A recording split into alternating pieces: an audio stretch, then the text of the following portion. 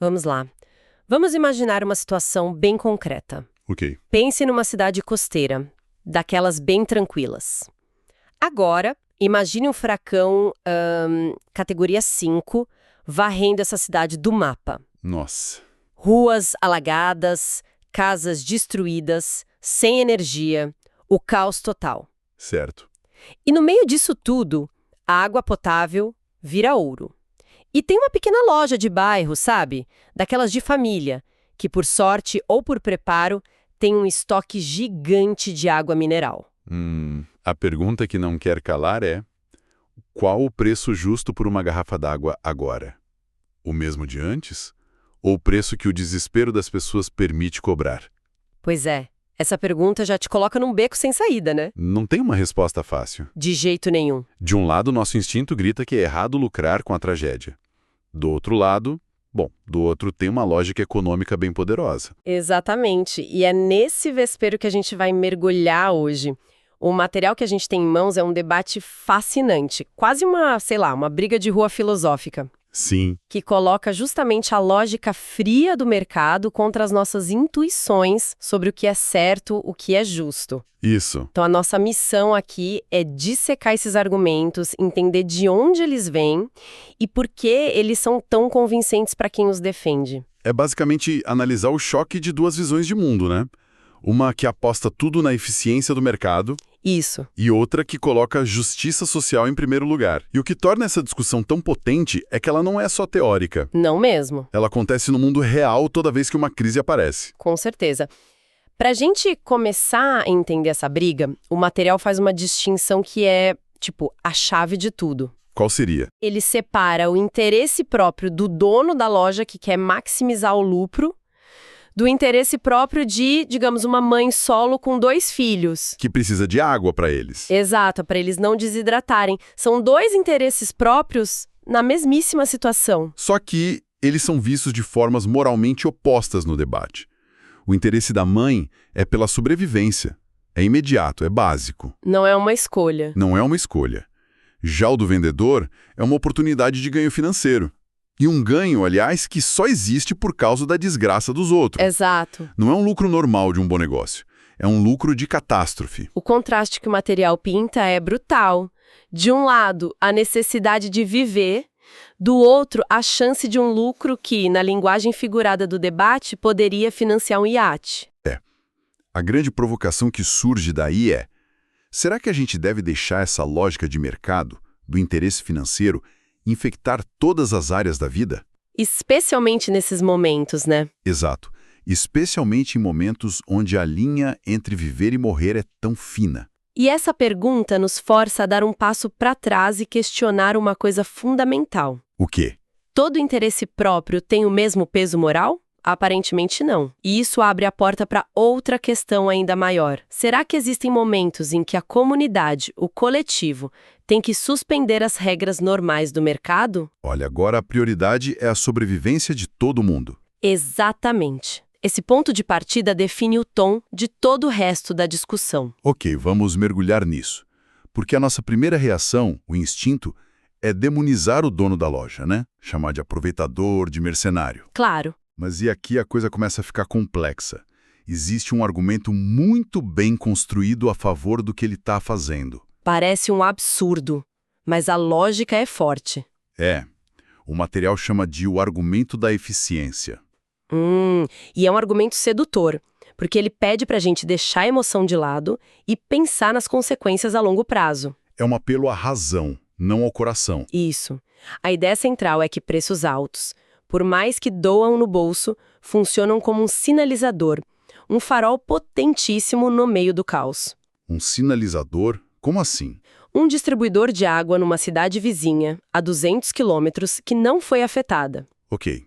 Em condições normais, ele não teria por que se arriscar, pegar uma estrada perigosa, talvez bloqueada, para levar um caminhão de água para lá. Faz sentido. Mas, quando ele ouve que uma garrafa d'água está sendo vendida a R$ 50, os olhos dele brilham.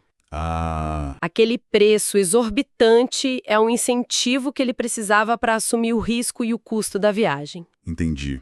O preço alto meio que grita pro resto do mercado: ei, tem gente aqui precisando muito de água. E disposta a pagar por ela. E isso atrai novos fornecedores. Exatamente. O que é fascinante aqui é a estrutura desse pensamento. É uma visão puramente utilitarista. Utilitarista. Ela aceita um sofrimento no curto prazo, que são as pessoas pagando uma fortuna, em nome de um bem maior no futuro. Que seria a chegada de mais água. Isso. A chegada de mais caminhões, o que vai aumentar a oferta, fazer os preços caírem e, no fim, abastecer muito mais gente. A dor de alguns agora é o custo para o bem-estar de muitos depois, entende? Sim, sim. E no material tem um dos debatedores, um cara chamado Matthew, que leva essa ideia, assim, às últimas consequências. O que ele diz? Para ele, não é só que o mercado funciona assim. Ele diz que o propósito do mercado é ser egoísta. Nossa, que forte. É. Ele defende que a busca individual e obstinada pelo lucro máximo é, ironicamente, a forma mais eficiente de alocar recursos e gerar riqueza para todo mundo. Olha, é um ponto de vista bem radical. Ele basicamente diz que tentar injetar moralidade ou responsabilidade social no mercado durante uma crise é como, sei lá, tentar usar um martelo para consertar um relógio. Você vai quebrar a máquina. Exato. Segundo Matthew, o mercado é uma ferramenta de eficiência. Não é uma ONG, não é a Cruz Vermelha. Certo. Querer que ele se comporte como uma instituição de caridade é desvirtuar a função principal dele e, no fim das contas, criar mais problemas. Então, para essa linha de pensamento, a eficiência é o maior bem social que o mercado pode produzir. Isso. É uma defesa fria, quase cirúrgica, mas que tem uma coerência interna impressionante. A função do mercado não é ser bonzinho, é ser eficiente. Exato. E essa eficiência, no fim da linha, traria mais benefícios para todo mundo, mesmo que o processo seja doloroso no começo. Isso.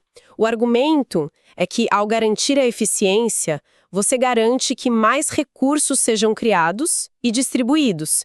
Então, qualquer tentativa de controlar preços, por mais bem intencionada que seja... Acaba sendo um tiro no pé. Exato.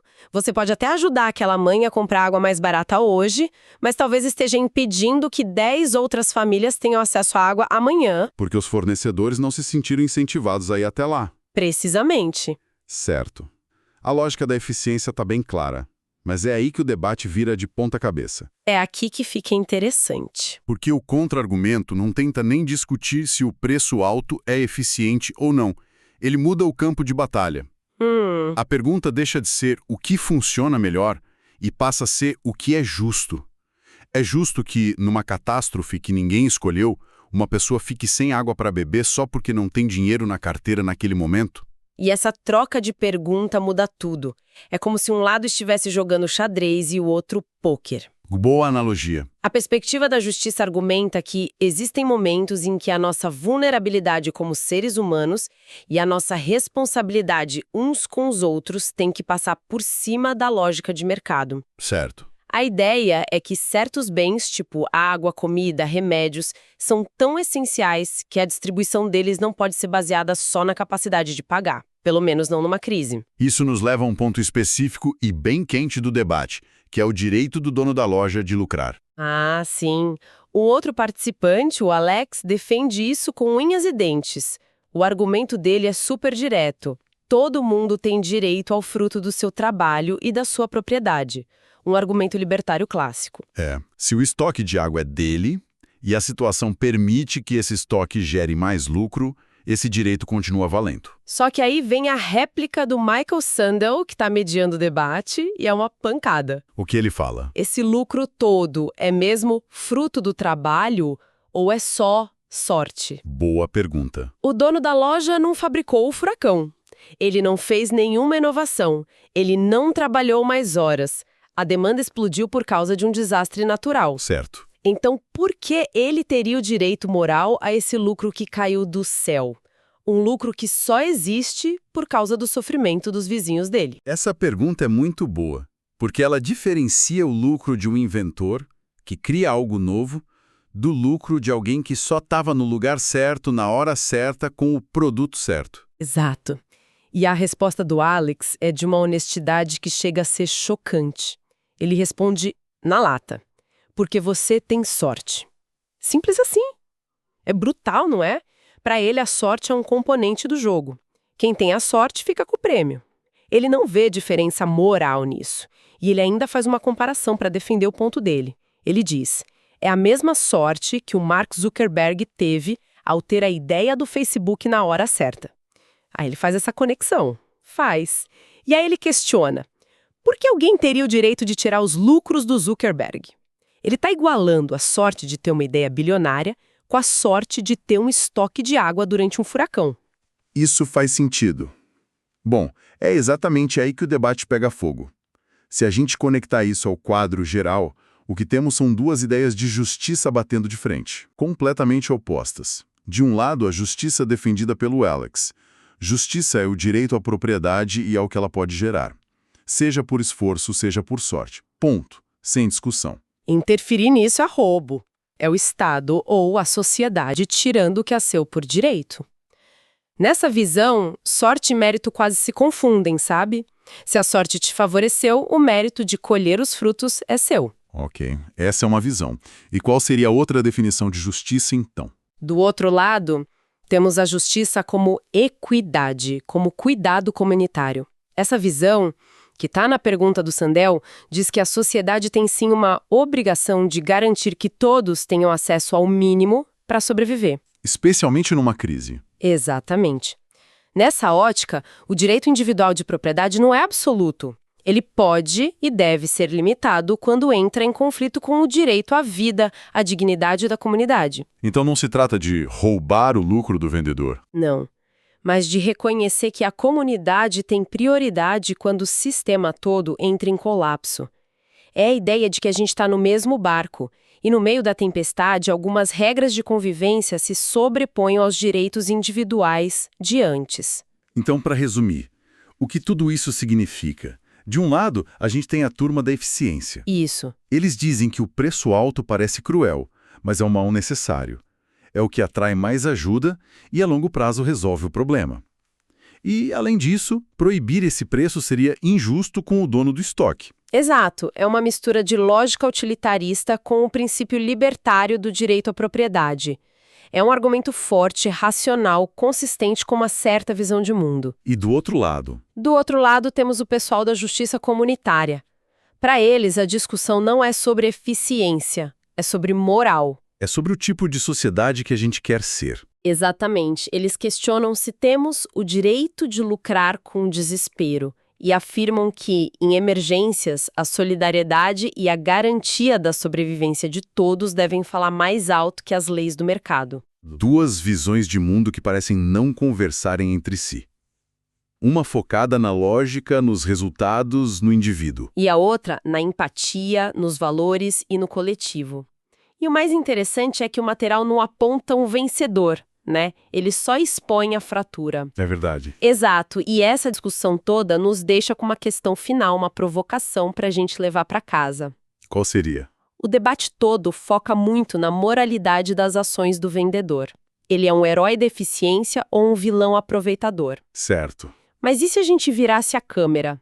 E as obrigações do resto da sociedade? Como assim? Olha, se nós como sociedade decidimos que explorar preços numa crise é moralmente errado, o que isso realmente diz sobre nós? Sobre a responsabilidade que temos uns com os outros. A solução é só baixar uma lei para controlar os preços e pronto? Ou esse incômodo moral que a gente sente aponta para um dever muito mais profundo? Um dever de cuidar uns dos outros, talvez. Talvez. Um dever de garantir o bem-estar coletivo, principalmente quando o cada um por si do mercado falha espetacularmente. A questão talvez não seja apenas como punir o vendedor, mas como nós, como comunidade, nos organizamos para que ninguém precise escolher entre a sede e a falência.